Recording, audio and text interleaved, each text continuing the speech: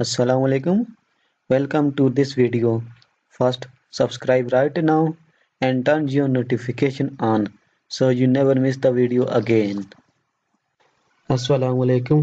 آج میں آپ کو بتاؤں گا کہ آپ نے کیسے گوگل کروم جو براؤزر ہے اس کو آپ نے کیسے استعمال کرنا ہے. تو سب سے پہلے آپ یہ نیو ونڈو ہے آپ جیسے اوپن کرتے ہیں تو آپ نیو ونڈو کیسے اوپن کر سکتے ہیں. تو اس پر آپ کلک جو پلس کا نشان ہے اوپر آپ نے اس پر کلک کرنا ہے تو نیو ونڈو اوپن ہو جائے گی. تو ایک اور طریقہ ہے کہ ادھر کونے میں 3 ڈاٹ کا نشان ہے تو اس پر آپ نے کلک کر کے جو نیو ٹیب ہے اس پر آپ نے کلک کر دینا تو آپ کے سامنے نیو ٹیب اوپن ہو جائے گی. تو آپ فار ایگزامپل ایسی کوئی نیو آپ ونڈو اوپن کرنا چاہتے ہیں تو آپ 3 ڈاٹ پر ہی جائیں تو آپ نیو جو ونڈو ہے اس کو آپ اوپن کر سکتے ہیں. تو جو نیو ٹیب ہے اس کی جو شارٹ کٹ کی ہے وہ ہے کنٹرول ٹی. یہ دیکھ سکتے ہیں کہ نیو ٹیب اوپن ہو رہا ہے. تو جو نیو ونڈو ہے اس کی جو شارٹ کٹ جو کی ہے وہ ہے کنٹرول این. یہ دیکھ سکتے ہیں کہ ایک نیو ونڈو اوپن ہو چکی ہے, یہ تیسری اوپن ہو چکی ہے. تو اس طرح آپ اور بھی ونڈو اوپن کر سکتے ہیں, نیو ٹیب اوپن کر سکتے ہیں شارٹ کٹ کی مدد سے. تو فار ایگزامپل آپ کو ایک ایسی ونڈو چاہیے جو کہ سیکیور ہو تو آپ اسی 3 ڈاٹ پر جائیں کونوں میں تو وہاں پر آپ کو آپشن نیچے ملے گا نیو کا انکاگنیٹو ونڈو.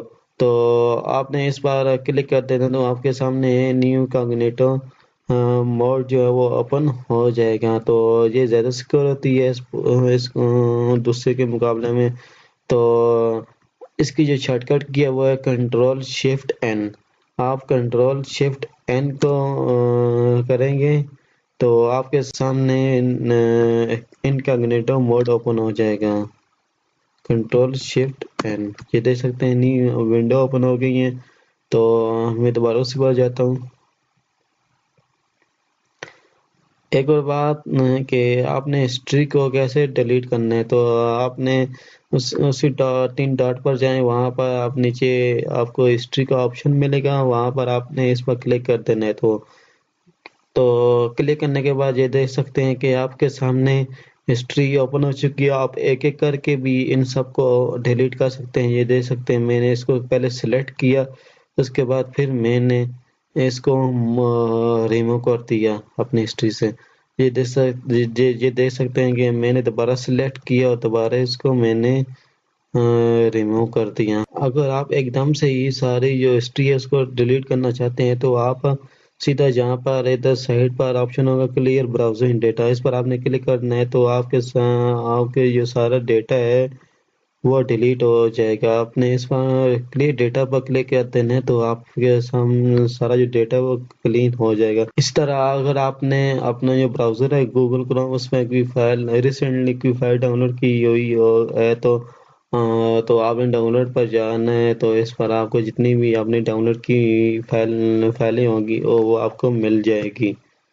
تو یہ بھی بہت اچھی چیز ہے.